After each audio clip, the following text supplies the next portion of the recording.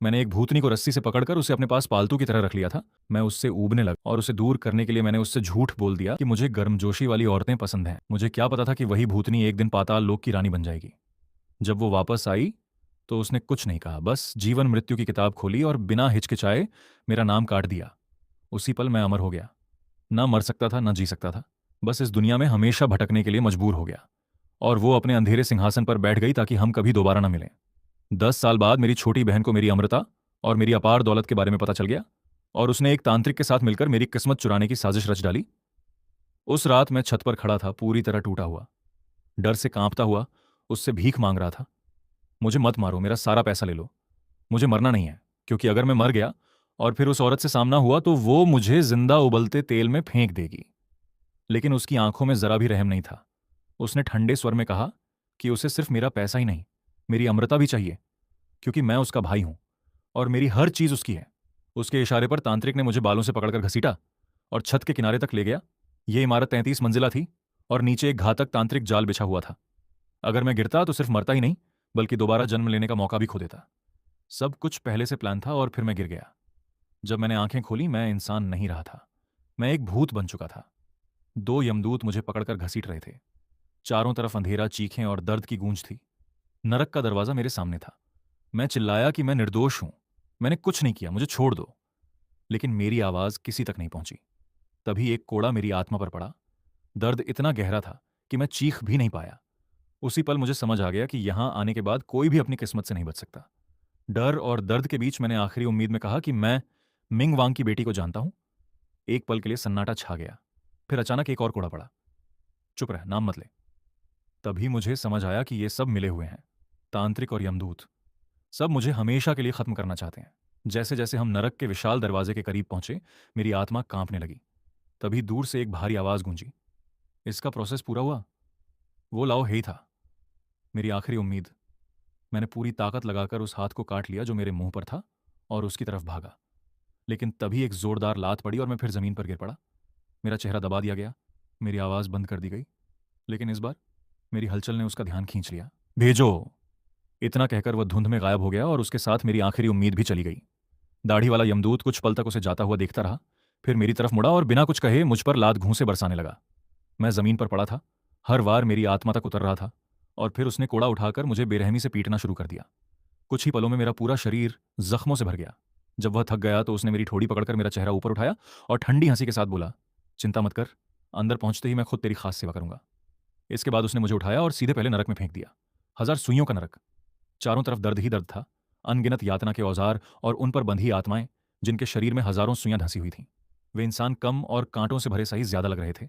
ये सब देखकर मेरी सांसें थम गईं, लेकिन मैंने फिर भी हिम्मत जुटाई और कहा, मैं लियू रुयान को जानता हूं। अगर तुमने ये सब जारी रखा तो वो तुम्हें माफ नहीं करेगी। अंदर से मैं जानता था कि उसे मेरी कोई परवाह नहीं। शायद इसी वजह से उसने मुझे अमर बनाया था, ताकि मैं हमेशा अकेला भटकता रहूं। लेकिन जैसे ही मैंने उसका नाम लिया, दोनों यमदूत एक पल के लिए रुक गए। फिर दाढ़ी वाला हंस पड़ा और मेरे चेहरे पर थपथपाते हुए बोला, बहुत बड़ी बड़ी बातें करता है, लगता है बहुत नाटक देखे हैं। क्या मिंग वांग की बेटी भी तेरे जैसे किसी की कल्पना में आ जाएगी? उसने एक लंबी सुई निकाली जो मेरी पूरी बांह जितनी लंबी थी और बोला, अब दर्द सहने के लिए तैयार हो जा, अभी 17 नरक और बाकी हैं, हम धीरे धीरे खेलेंगे। इतना कहकर उसने सुई मेरी जांघ में घुसा दी। दर्द इतना भयानक था कि मेरा पूरा शरीर बेकाबू होकर कांप उठा, लेकिन आवाज तक नहीं निकल पाई। तभी अचानक एक आवाज गूंजी, रुको। सुई तुरंत बाहर खींच ली गई। मैंने हाँफते हुए ऊपर देखा तो सामने इस नरक का प्रबंधक बी उनताव खड़ा था। उसे देखते ही मेरे अंदर उम्मीद जगी, क्योंकि मैं उसे पहले देख चुका था जब लियो रुयान मुझे यहाँ डराने लाई थी। मैंने दर्द सहते हुए कहा, तुमने मेरी बात सुनी थी? वह कुछ पल तक मुझे घूरता रहा और फिर उसके चेहरे पर आया डर बता रहा था कि उसने मुझे पहचान लिया है। लेकिन अगले ही पल उसने नजरें फेर लीं, जैसे कुछ हुआ ही ना हो। ऊपर से आदेश आ चुका था कि मुझे पूरी तरह मिटा देना है। बी युनताओं ने ठंडे स्वर में कहा, आदमी आने वाला है, तैयार रहो। यह सुनते ही मेरा दिल बैठ गया, क्योंकि अब साफ था कि वह भी उन्हीं के साथ मिला हुआ है। मेरी आखिरी उम्मीद टूट गई। मैं कड़वी हंसी हंस पड़ा और बोला, तो यही है तुम्हारा अंडरवर्ल्ड लियू रुयान, यहां भी खेल चल रहा है, भी खेल चल। आंखों से मेरा अंत देखना चाहती थी। कुछ ही देर में वह अपने तांत्रिक के साथ मेरे सामने आ खड़ी हुई।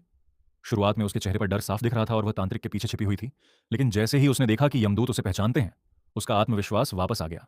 आखिरकार वही उनका सबसे बड़ा ग्राहक थी। उसने यमदूत के हाथ से एक लंबी सुई ली और मुस्कुराते हुए मेरी तरफ बढ़ी। तुम्हारा शुक्रिया, अगर तुम नहीं होते तो मैं अमीरों की असली ताकत कभी नहीं समझ पाती। पैसा सच में सब कुछ करवा सकता है, और इसी पैसे की वजह से मैं यहाँ तक पहुंची हूँ। तुम अपनी ज़िंदगी जी चुके हो, अब बाकी सब मेरे लिए छोड़ दो और आराम से मर जाओ। मैंने उसकी आंखों में देखा और धीमी आवाज़ में पूछा, क्या सच में तुम्हें लगता है कि यह सही है? लेकिन सवाल पूछते ही मुझे जवाब मिल गया, क्योंकि अगर उसके अंदर ज़रा भी इंसानियत होती तो वह मेरे साथ ऐसा कभी नहीं करती। मैंने कड़वाहट से कहा, क्या तुम्हें लगता है तुमने मेरे साथ अच्छा किया? मुझे हमेशा एक नौकर की तरह रखा, वो कपड़े पहनने को दिए जो तुम खुद नहीं पहनती थी, हर वक्त अपनी परछाई बनाकर रखा। मेरी आवाज़ धीमी पड़ गई, लेकिन अंदर का दर्द अब भी जिंदा था। वो ठंडी नजरों से मुझे देखती रही और मैं खुद ही अपने अतीत में खो गया। जब मैंने उसे पहली बार देखा था, वो बर्फीली ठंड में सिर्फ एक पतले कपड़े में खड़ी थी। गांव से आई थी, घर बेहद गरीब था, साल के अंत तक उसे कोई काम नहीं मिला था। मुझे किसी नौकरानी की जरूरत नहीं थी, मैं अकेला रहता था, लेकिन उसकी हालत देखकर मैंने उसे अपने पास रख लिया। मैं उसे हमेशा अपनी छोटी बहन की तरह मानता रहा। उसने जो भी मांगा मैंने दिया। उसका वेतन बाजार से कहीं ज्यादा था। लेकिन धीरे धीरे सब बदल गया। उसने खुद को बहन समझना बंद कर दिया, उसकी मांगें बढ़ती गईं, और शायद मेरी ही गलती थी कि मैंने उसे जरूरत से ज्यादा छूट दी। उसने खुद को मेरे बराबर समझना शुरू कर दिया और आखिर में मुझे ही हटाने की कोशिश करने लगी। सबसे बड़ी गलती मेरी यही थी कि मैंने उस पर भरोसा किया और अपने सारे राज उसे बता दिए। मेरी चुप्पी को उसने कमजोरी समझा और लालच में अंधी हो गई। कुछ कहना है तुम्हें? उसने ठंडी आवाज में पूछा। या तुम भी यही सोचते हो कि मैंने तुम्हें कभी परिवार नहीं माना? और ये कहते हुए उसने बिना झिझक सुई सीधा मेरे दिल में उतार दी। साफ था कि वो मुझे तुरंत खत्म करना चाहती थी। आसपास खड़े यमदूतों के चेहरे पर भी हल्की असहजता थी, लेकिन कोई आगे नहीं आया। मेरी आत्मा से अजीब सी नकारात्मक ऊर्जा उठने लगी। वो धीरे धीरे पारदर्शी होती जा रही थी। तभी मुझे अचानक एहसास हुआ जैसे कोई मेरे करीब आ रहा हो। मैंने मुश्किल से अपना सिर उठाया और सामने जो था उसे देखकर मैं ठिठक गया। वो लियू रुयान थी, वैसी ही खूबसूरत जैसी मैंने उसे हमेशा देखा था। एक पल के लिए लगा ये मेरा भ्रम है, क्योंकि वो तो मुझे देखना भी नहीं चाहती थी। लेकिन अगले ही पल वहां मौजूद सभी यमदूत उसके सामने घुटनों के बल झुक गए। छोटी स्वामिनी, आप यहां खुद कैसे आ गईं? बी युनताओ घबराकर सीधे जमीन पर गिर पड़ा। उसका शरीर कांप रहा था, क्योंकि उसे अच्छी तरह समझ आ गया था कि किसी जीवित इंसान को यहां लाना कितना बड़ा अपराध है। तांत्रिक का चेहरा भी सफेद पड़ चुका था। उसने तुरंत अपने सारे औजार दूर फेंक दिए और डर के मारे जमीन पर गिर गया। जैसे ही लियू रुयान की नजर उन सब पर पड़ी, पूरा माहौल अचानक भारी हो गया, जैसे हवा भी उसके दबाव से थम गई हो। उसने ठंडी आवाज में कहा, काफी हिम्मत है तुम लोगों में। अगर मैं आज यहां नहीं आती तो पता नहीं कितनी गंदगी और फैलाते। मैं कुछ कहना चाहता था, लेकिन दर्द इतना था कि आवाज ही नहीं निकल पा रही थी। मेरे मन में सिर्फ एक ही सवाल घूम रहा था, क्या वो मुझे पहचान पाएगी? और अगर पहचान लिया तो क्या वो मेरी मदद करेगी या सच में मुझे खत्म कर देगी?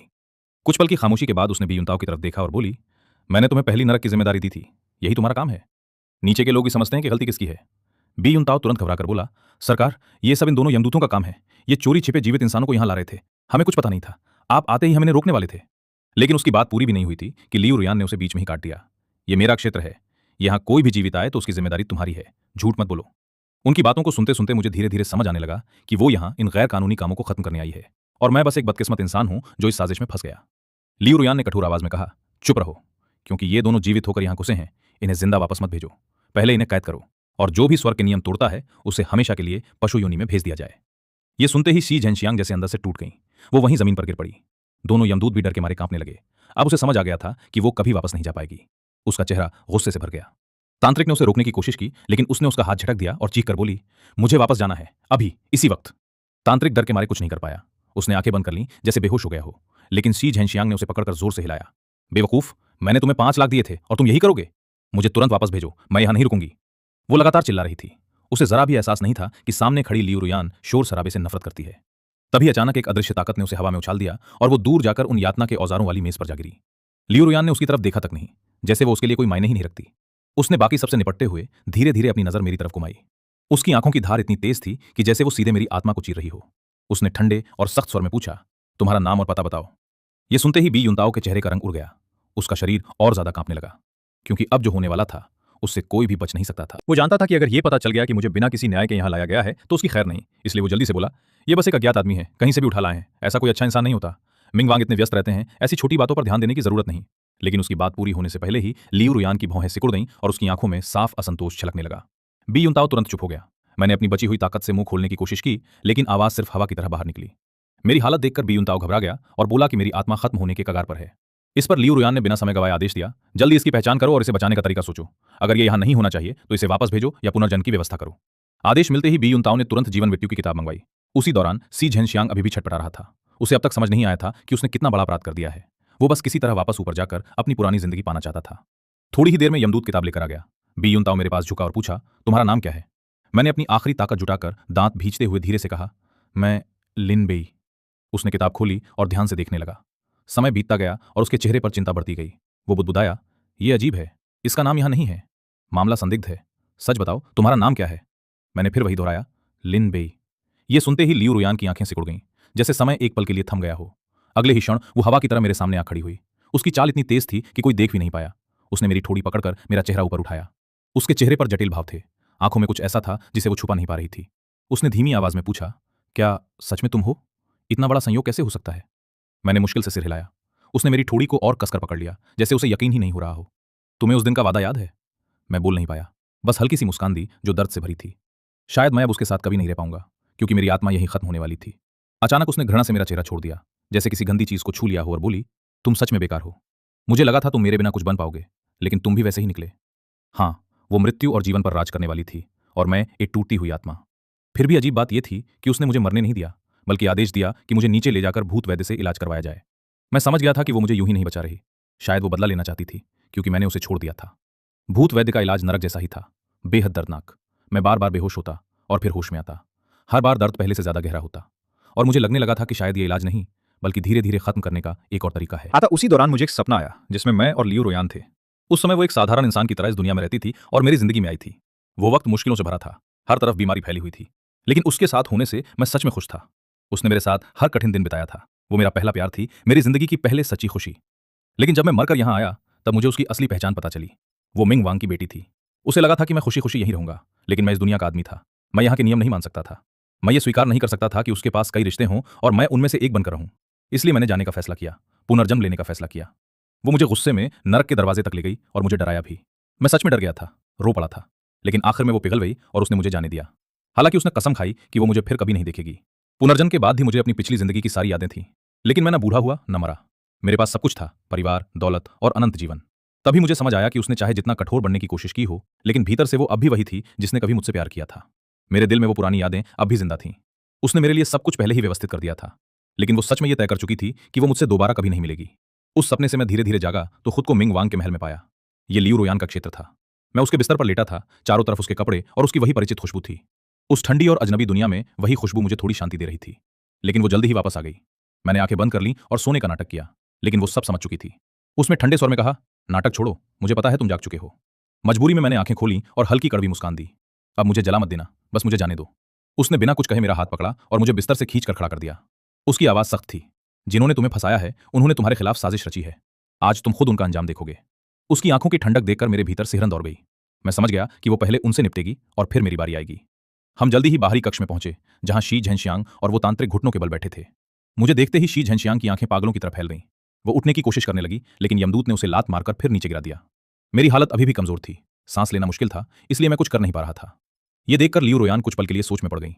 फिर उसने मेरी तरफ देखा और पूछा, तुम बताओ, इन्हें क्या सजा दी जाए? उसके इस सवाल से मैं चौंक गया, क्योंकि इस दुनिया में फैसले वही करती थी। लेकिन उसी पल मुझे हमारी पुरानी जिंदगी याद आ गई, जब हम इंसान थे और हर छोटे बड़े फैसले में वो मेरी राय लिया करती थी। यादें दिल में उठने लगीं। मैंने नजरें झुका लीं और धीरे से कहा, तुम जैसा ठीक समझो। ये सुनते ही वो अचानक बदल गई। उसने मुझे जोर से अपनी बाहों में भर लिया। उसकी पकड़ इतनी मजबूत थी जैसे वो मुझे कभी छोड़ना ही नहीं चाहती हो। उसका चेहरा मेरे कंधे पर था, लेकिन उसकी नजरें उन लोगों पर टिकी हुई थीं जो घुटनों के बल पड़े थे। उसकी आवाज फिर से ठंडी हो गई। अगर लिन बेई नहीं चाहता तो मैं खुद फैसला करूंगी, और तुम सब जिन्होंने नियम तोड़े हैं, हर एक को सजा मिलेगी। उसने हल्का सा हाथ उठाया और उसी पल एक अदृश्य शक्ति ने बी युनताओ को हवा में उठा लिया, जकड़ लिया, और अगले ही पल जमीन से बर्फ जैसी तेज धारें निकलकर उसकी देह में धंस गईं। वो दर्द से तड़प उठा, लेकिन चीख भी नहीं पाया, बस दया की भीख मांगता रह गया। लियू रुयान ने बिना किसी भाव के उसे देखा और ठंडे स्वर में कहा, इतने बड़े अपराध करके अब कुछ शब्दों में माफी चाहते हो? फिर उसने आदेश दिया और अगले ही क्षण उसे नरक में घसीट कर ले जाया गया। उसकी नजर तुरंत शी ज़ेनशियांग पर गई। यमदूतों ने उसे पकड़ लिया। वो जोर जोर से चिल्लाने लगी, छूटने की कोशिश करती रही, लेकिन एक साधारण आत्मा यमदूतों के सामने कुछ भी नहीं कर सकती थी। तांत्रिक पहले ही डर के मारे टूट चुका था। लियू रुयान ने घृणा से उसकी तरफ देखा और कहा, इतने कायर होकर भी बुराई करते हो, और उसे अनंत पीड़ा वाले नरक में फेंकने का आदेश दे दिया। कुछ यमदूत ये सब देखकर डर गए और पीछे हटने लगे, जैसे भाग जाना चाहते हों। लेकिन लियू रुयान हल्का सा मुस्कुराई और बोली, तुम सब भी सोचते हो बच जाओगे? उसके शब्दों में इतनी ठंडक थी कि कोई भी हिल नहीं पाया, और अगले ही पल उसने सबको सजा देने का आदेश दे दिया। कुछ ही समय में पूरा दृश्य खत्म हो गया। चीखें धीरे धीरे शांत हो गईं और फिर चारों तरफ सिर्फ सन्नाटा रह गया। वो धीरे से मेरे करीब आई और हल्की आवाज में पूछा, कहां दर्द हो रहा है? तुम वापस क्यों आए? उसकी आवाज में हल्की सी शिकायत थी, जैसे सालों का इंतजार छुपा हो। मैं चुप रहा, शब्द जैसे मेरे अंदर ही कहीं अटक गए थे। वो और करीब आई, झुकी और मेरे कान के पास धीरे से फुसफुसाई, लिन बेई, अब जब तुम वापस आ गए हो तो इस बार मैं तुम्हें कहीं जाने नहीं दूंगी। उसकी आंखों में अधिकार था, लेकिन उसके पीछे छुपा हुआ प्यार और सालों की तड़प भी साफ दिख रही थी। समय धीरे धीरे गुजरने लगा। वो हर दिन मेरे पास आती, मेरी देखभाल करती, मेरी बिखरी हुई आत्मा को संभालती। लेकिन हर बार जब हमारी नजरें मिलती, मेरे दिल में एक अजीब सी बेचैनी उठती, जैसे कुछ अधूरा अब भी बाकी हो। एक दिन वो हमेशा की तरह आई, लेकिन इस बार उसके हाथ में एक खूबसूरत काली चोली थी। वो मेरे सामने आकर रुकी और बोली, ये तुम्हारे लिए है, खास बनवाई है। मैंने उसे हाथ में लिया तो उसमें एक अजीब सी गर्माहट महसूस हुई, जैसे उसमें सूरज की ताकत समाई हो, कोई प्राचीन और रहस्यमय शक्ति उसमें बह रही थी। जब मैंने उसे पहना तो वो बिल्कुल मेरे शरीर पर फिट बैठी, जैसे सिर्फ मेरे लिए ही बनाई गई हो। मैं दर्पण के सामने खड़ा हुआ और खुद को देखा। मेरी छवि में फिर से जीवन लौट आया था, जैसे मैं फिर से पूरा हो गया हूं। लियू रोयान मुझे देख रही थी। उसकी आंखों में गर्व और एक गहरा सच्चा प्यार साफ झलक रहा था। वो धीरे धीरे मेरे पीछे आई और मुझे गले लगा लिया। उसकी पकड़ नरम थी, लेकिन छोड़ने का इरादा नहीं था। उसकी आवाज हल्की कांप रही थी। तुम जानते हो, मैं हर पल तुम्हें याद करती रही। तुम्हारी हर मुस्कान, हर नजर, सब कुछ। जो बीत गया उसे भूल जाओ, अब तुम मेरे पास हो, यही सबसे बड़ा सच है। और उस पल मुझे समझ आ गया कि चाहे वो कितनी भी कठोर क्यों ना दिखे, उसके दिल में मेरे लिए जगह अब भी बाकी थी।